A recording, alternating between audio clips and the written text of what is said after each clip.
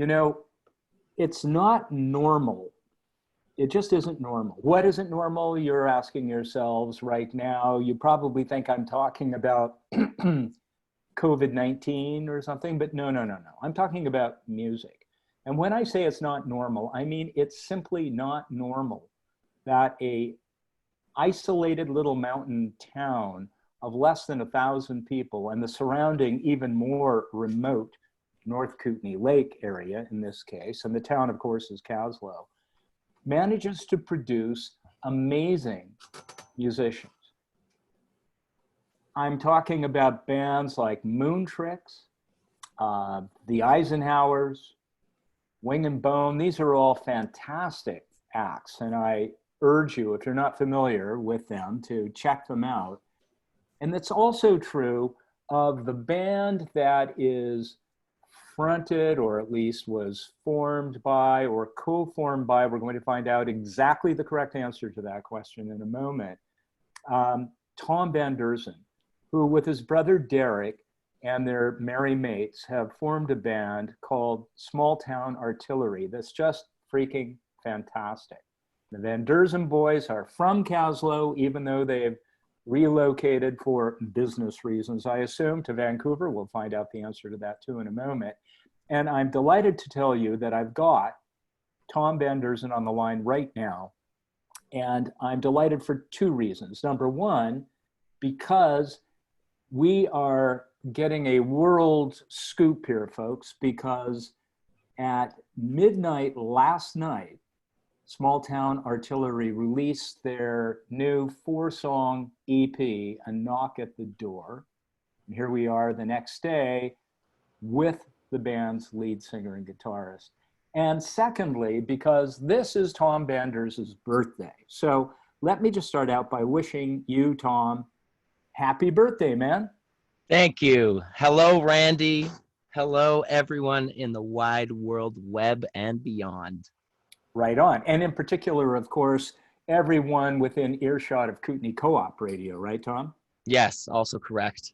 Everyone's favorite and coolest public radio. Hey, you know what? Before we get going, you know, these are the days of COVID, et cetera. And quite often, I and my fellow show hosts do PSAs, you know, reminding people to wash their hands, reminding people to maintain 6 feet of physical distance, reminding people to cough into the crook of their elbows, not all over their hands, or let alone, God forbid, someone else.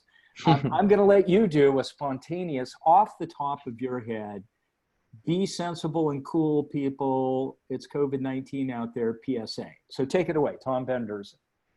Hello, Kootenay Co-op and radio lovers and listeners to the far and wide corners of the world. My name is Tom van Deursen. I am the frontman, manager, in-house booking agent, and lead songwriter for the Kaslo-based, Kaslo-born, small town, and Vancouver-based rock and roll band, Small Town Artillery. And we are here to encourage you to do the right thing, keep that 6 feet of distance, scrub those manos, and do your best to stay connected in this time when it's really important for all of us to take measures, not just as a society or a country, but as a race of human beings. Beautiful. Excellent. Thanks, Tom. Okay. Pleasure. Now, that's the last we're going to talk about COVID-19. No, thank goodness. Yeah, exactly. Right. Let's talk about something way cooler, i.e. music generally and A Knock at the Door in particular. So for our listeners who aren't familiar with you, Derek, and the guys in Small Town Artillery, give us just a brief historical biography of the band, Tom. Sure. Thanks, Randy. So we are a rock and roll band with a horn section. That is about as simply as I can put it. My brother Derek and I started playing music at the ages of 11 and 9 years old, respectively. And we were a terrible preteen punk band until we started gathering musicians and throwing our own shows here at the high school, J.B. Humphreys. Those felt really good. And then we went out into the world with big dreams and hopes of achieving some sort of manifestation of the rock star dream. And that was 12 years ago. And it has been a spectacular ride since. We both played in other projects. Myself, I spent a lot of time in a band called the Boom Booms.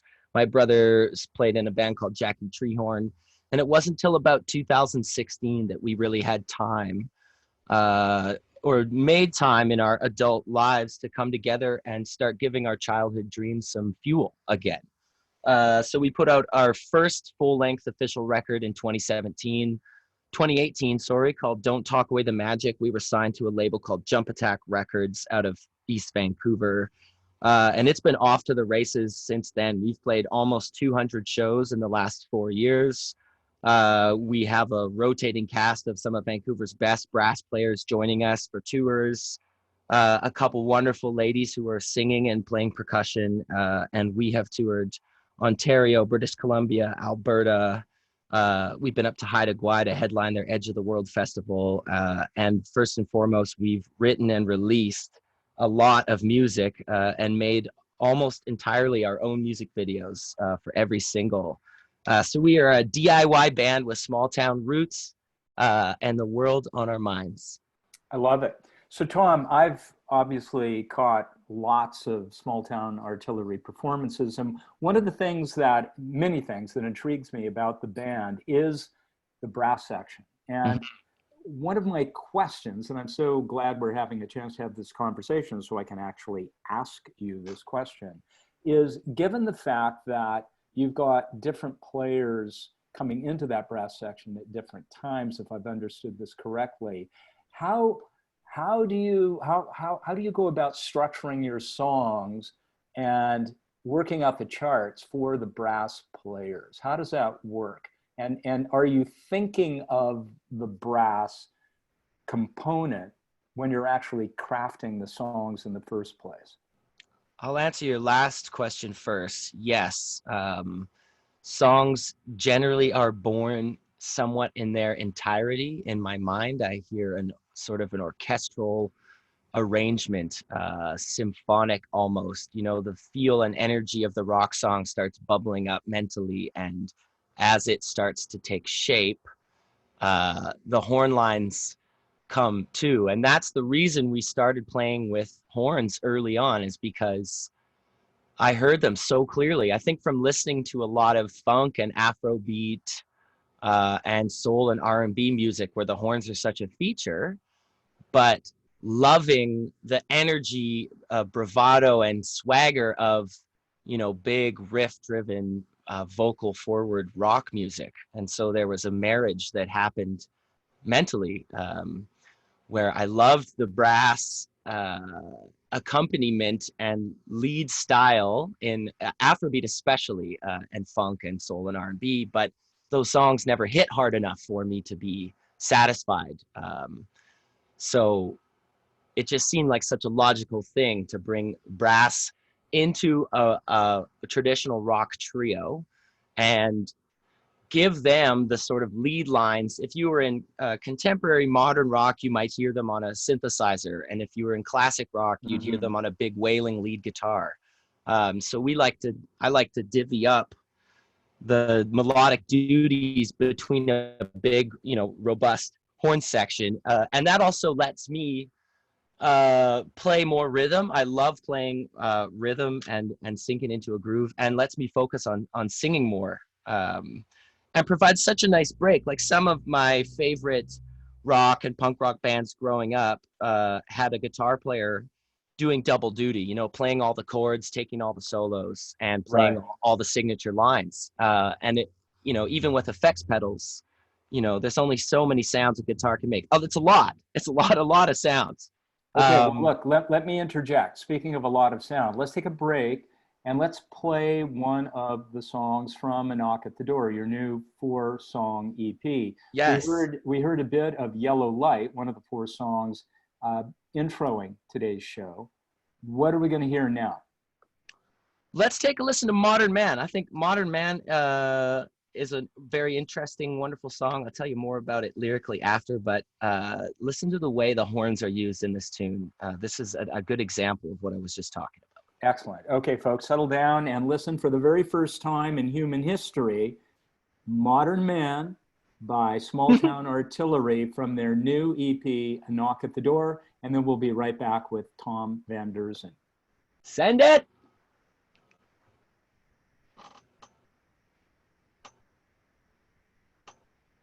All right, that was Modern Man by Small Town Artillery. I'm back with the band's lead singer, songwriter, and founder, Tom van Deursen, the birthday boy himself. Welcome back, Tom. Thank you.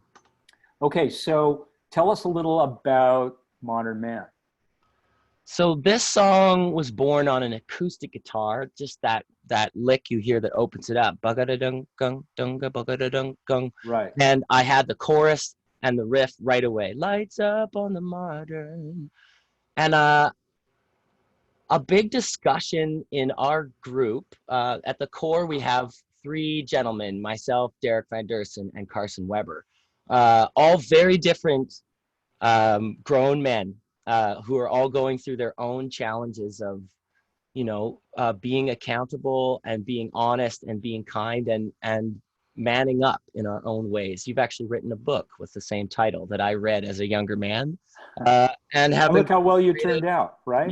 Yeah. So everybody read Randy's book. It's a sure shot. But we wanted to write about, and I think it's a bit of a buzzword right now, but at the core of the phrase, I think it's really important, is toxic masculinity, is that that male tendency to shut down and to lash out and to not be in touch with your own emotions and to give in to the, more arcane and unproductive parts of being a man, the anger and the rage and the inability to be compassionate. And these are blockades in our journey towards being good men in society. And we wanted to write a song about that, going through these changes ourselves and also seeing the world waking up, seeing so many wonderful male role models appearing everywhere, and so many intelligent women helping guide us. And we wanted to write a muscular song that men would like, that was appealing to their sensitive, compassionate side. I wanted someone who is doing day 42 on the oil patch to pump this song after work in the truck and have it blow out their bass bins and fist pump to it and nod their heads to it. But also then the lyrics sneak up on you and hopefully just encourage a little bit of positive thought. So we tried to wrap that onto one package. Okay, so on that note, no pun intended, I want to go back to what you were saying earlier in our conversation about your process of crafting a song. So in this case, it sounds like you were hearing some music in your head, yeah. Right? At what point did your desire to do what you've just been describing in terms of the subject and then the specific lyrics come into play? Which is the horse and which is the cart here? I think the horse is the chorus. I had those lyrics immediately. Lights up on the modern, lights up on the modern man. He's learning to be patient. He's learning how to be a friend. I knew that was the thesis of what I wanted to say. Okay. And then, so we just had a chorus and a groove. And this song was a breakthrough for us arrangement-wise, because most of our tunes jump from section to section and pull a lot of sort of miniature pyrotechnics. The pre-chorus is vastly different than the verse, and the chorus is vastly different than the pre-chorus. But this song is all structured on top of the same droning E minor chord.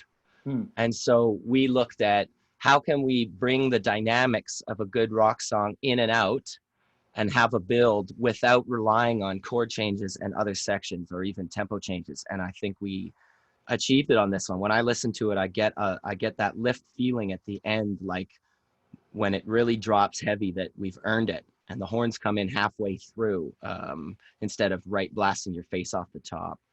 And the horns came last on this one. This was a groove song as a trio that we played live 6 or 7 times before we knew what to do with the horns, because it was so atonal. It was such a drony song.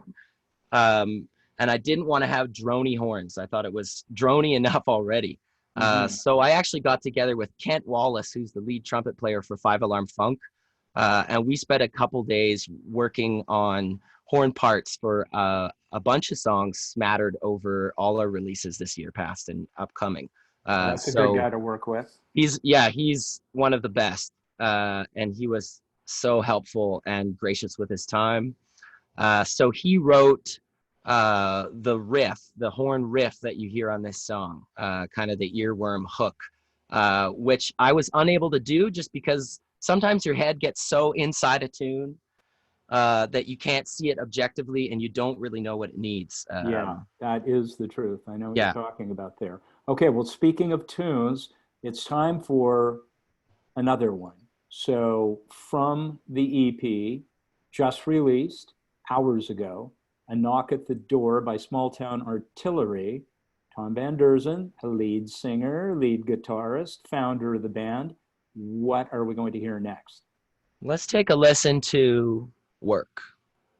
Work. Okay, let's just listen to it and then let's talk about it when we've finished listening. Sound like a Wonderful. plan? I'll see you on the other side. There comes Work by Small Town Artillery.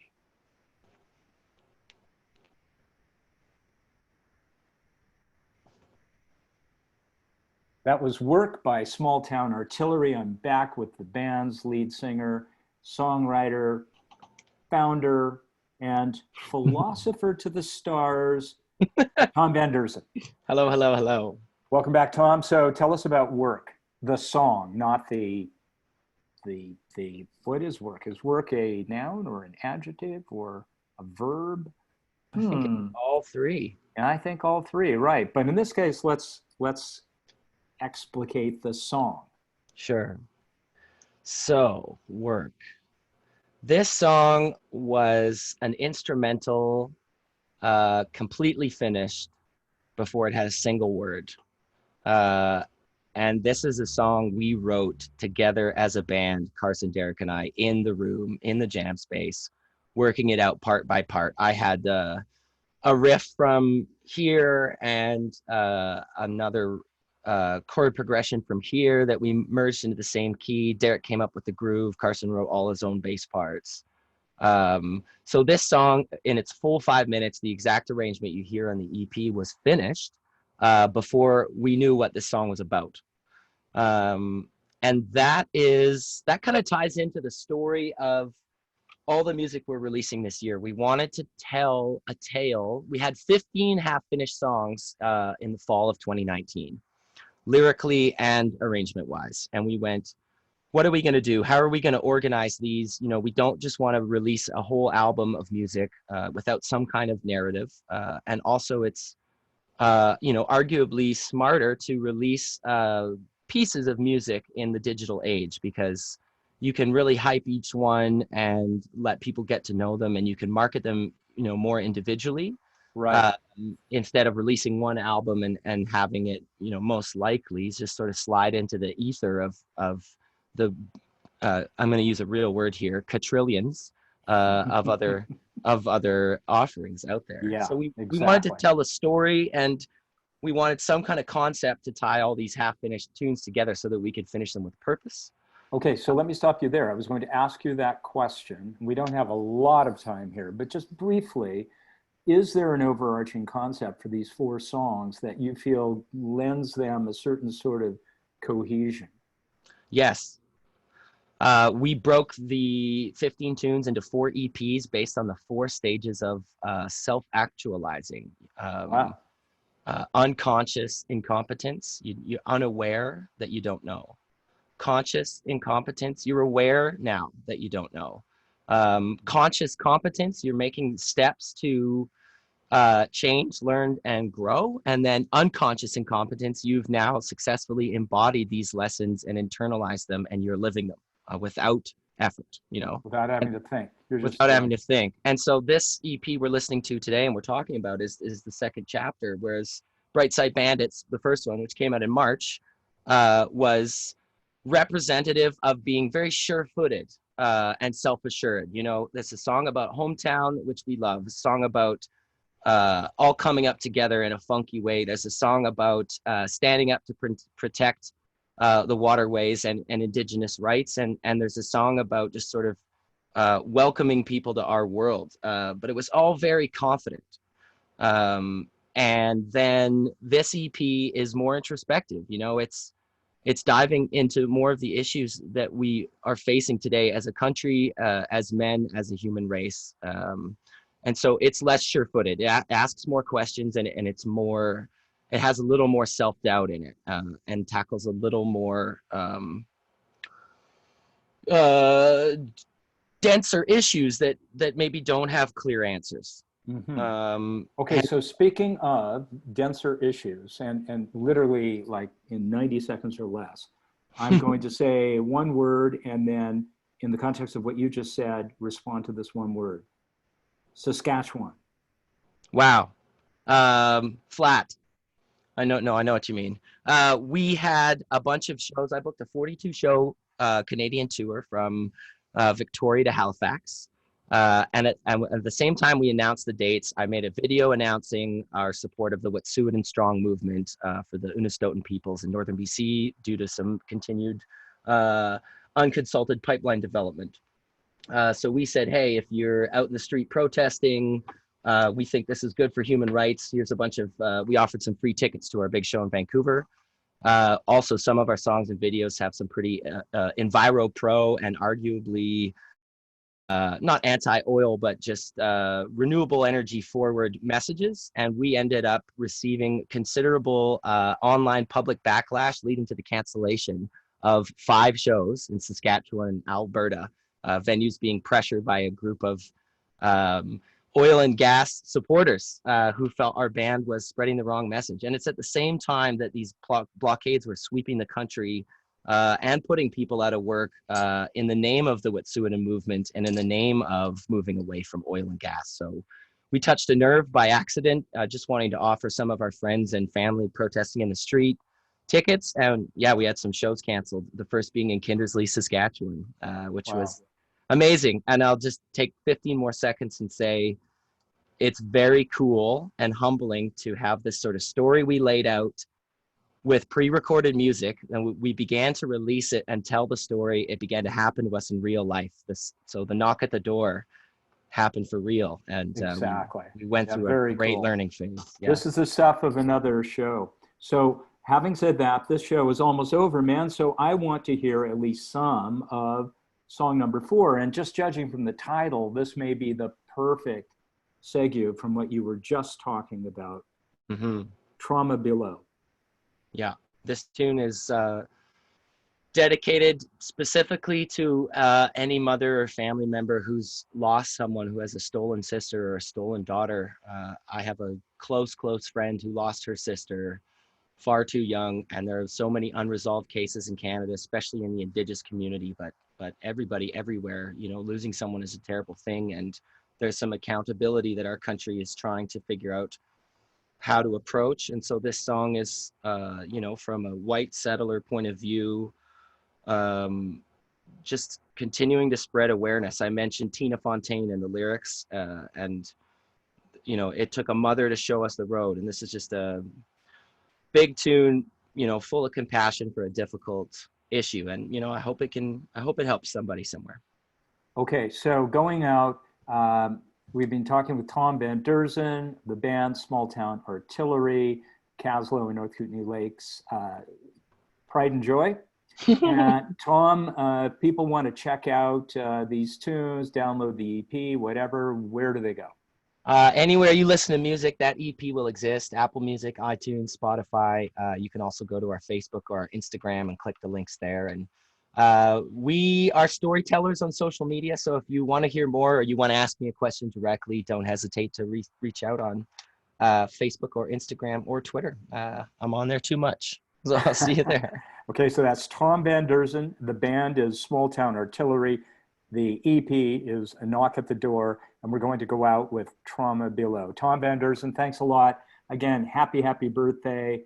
Thanks, the best, Randy, in the coming year. Can't wait to hear more from you and the band. Be safe, brother. You too. It was a pleasure to chat. Thank you so much. Okay, that was fantastic. Perfect. Awesome. Perfect. And I'm just stopping the recording now. Stop recording. Thank you very much.